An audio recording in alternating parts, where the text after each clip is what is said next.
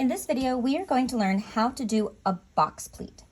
Now, a box pleat is a variation of a knife pleat, so if you haven't done a knife pleat, go watch the knife pleat video first and try those before you try this. So a box pleat is two knife pleats that come together. So normally knife pleats are all going the same direction. A box pleat is two knife pleats that come together, and they'll create a box from the right side. So the first thing I want to do is I want to work from the wrong side, and I'm going to draw my stitch line. So I'm going to draw a 5/8 seam allowance line, stitch line, right here. Okay, now just like with knife pleats, you can kind of drape it where you take two knife pleats and fold them the same direction. Hey, look, if we look at it from the right side, that looks like a little box. That's a box pleat. These, I can clearly tell by looking, these are not evenly spaced, so we'd want to go back in and make that all evenly spaced if you just kind of draped it and figured out what you want your pleats to look like visually. But we can also do it with math. So I'm going to show you how we're going to do a box pleat math, okay? So box pleats, the math for that is just a little bit different from knife pleats, but not terribly much, okay? So the first thing that you want to figure out is your box depth. So when you put this together, I'm going to do a really big one here. When you put this together, how big do you want this space to be? Let's see, this one is almost 2 inches wide, okay? So if this is the size that I wanted, this is the size I would mark for my box depth. But what I want to do is I want to actually do two box pleats side by side, so that you guys can see how they go together in a row. So I've already done the math to figure out how big my box pleat can be in order to fit on this small sample that is 7 by 7. So my box depth is going to be 1 inch, 1 inch total, okay? So I need to know how much fabric overall I'm going to be needing. So I take my box depth, which is 1 inch, multiply it by 2, and I need 2 inches total for one box pleat, okay? Because one box pleat is the same as two knife pleats, all right? And then I need to figure out the spacing and how to mark all of that. I'm going to do two box pleats that don't have any spacing. So for my marking, I've got my box depth, which is 1 inch, not this number, this number. I have a box depth of 1 inch, plus my spacing amount, which is going to be 0. So my marking space between box pleats is just 1 inch, okay? I have to make sure there's a 1 inch gap between each of my box pleats.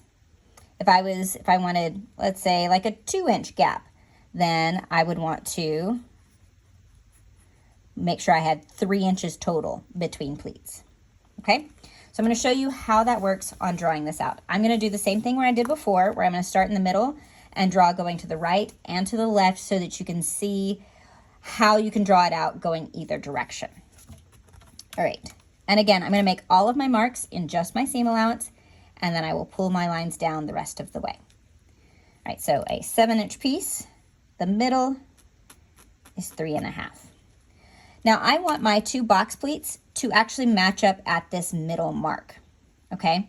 So this middle mark is the halfway point for between my box pleats, okay?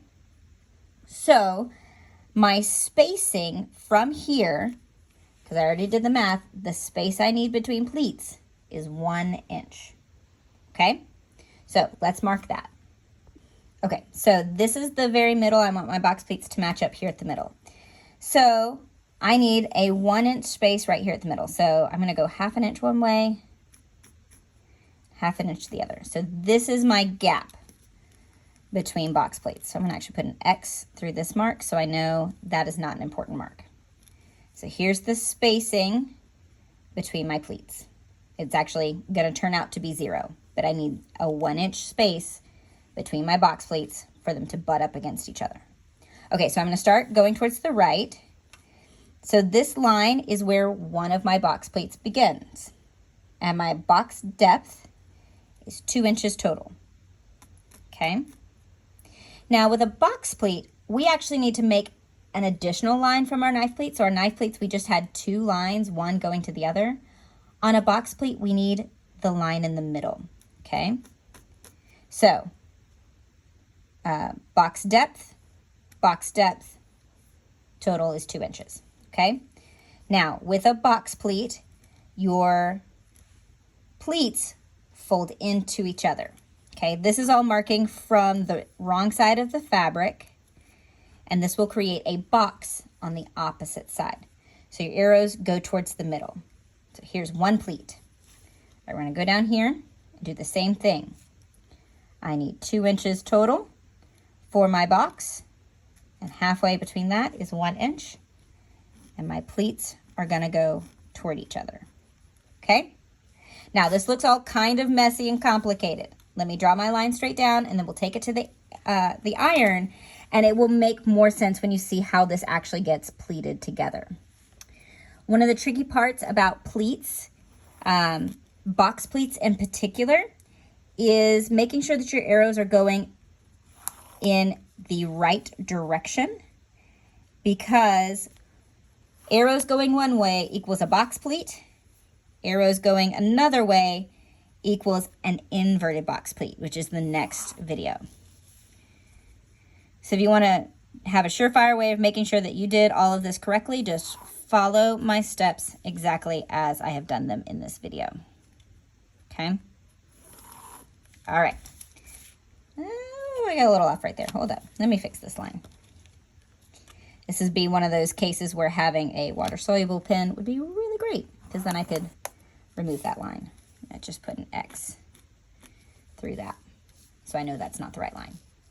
Okay, so I know this is crazy and messy. Let's take it to the iron, and I'll show you how this goes together.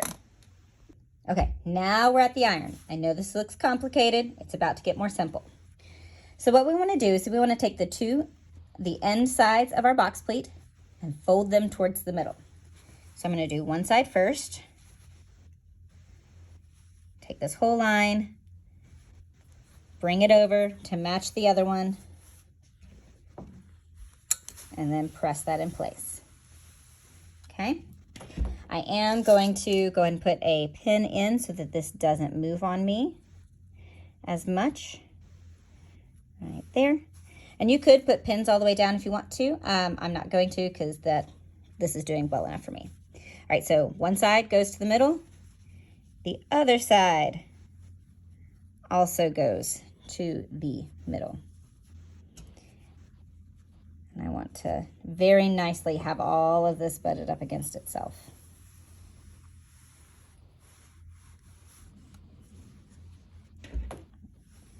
Go a little flatter.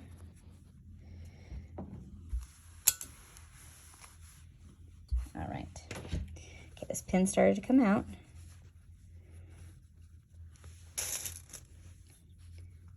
The next one in.